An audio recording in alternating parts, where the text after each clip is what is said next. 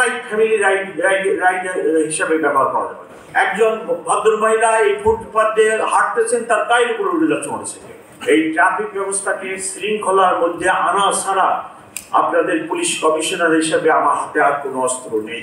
একটি অ্যাক্সিডেন্ট আপনার এই ফ্যামিলিটাকে কোথায় নিয়ে যাবে? আপনার গাড়ির অ্যাক্সিডেন্ট হলে গাড়িতে একটা শেডের তো ভিতরে আপনি আছেন, ফার্স্ট হিট আপনার বডিতে হয় না, কিন্তু মোটর বাইকে অ্যাক্সিডেন্ট করলে প্রথম হিটই তো আপনার বডিতে হয়, আপনার মাথায় হয়, যার ফলে মোটর সাইকেলে যখন অ্যাক্সিডেন্ট হয় ক্যাজুয়ালিটি রেট হাইয়েস্ট। সো আমি আমার ট্রাফিক দিয়ে অত্যন্ত কড়াকড়ি করতেছি যে মোটর বাইক ফ্যামিলি রাইড হিসাবে ব্যবহার করা যাবে। এই বাচ্চার জীবনে আপনি পিতা হিসেবে ঝুঁকি বয়ে আনতে পারেন না, আমরাও পিতা।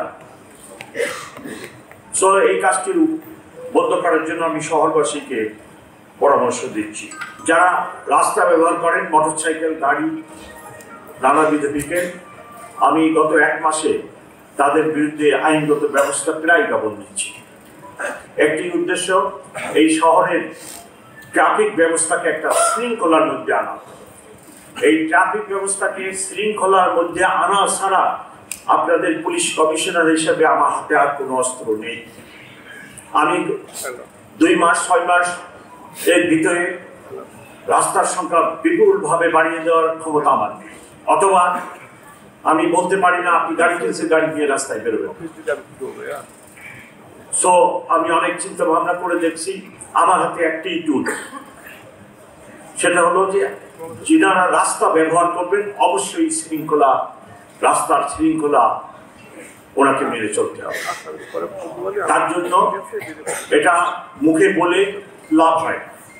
ইভেন আমরা অবিবেচকের মতো, যেখানে হাইকোর্টের নির্দেশ আছে যে আপনি মোটরসাইকেল ফুটপাতে উঠাবেন না, সেইখানে মোটরসাইকেল যখন জাম লাগে ফুটপাতে উঠে, একজন ভদ্রমহিলা এই ফুটপাত দিয়ে হাঁটতেছেন, তার গায়ের উপরে উঠে যাচ্ছে মোটরসাইকেল।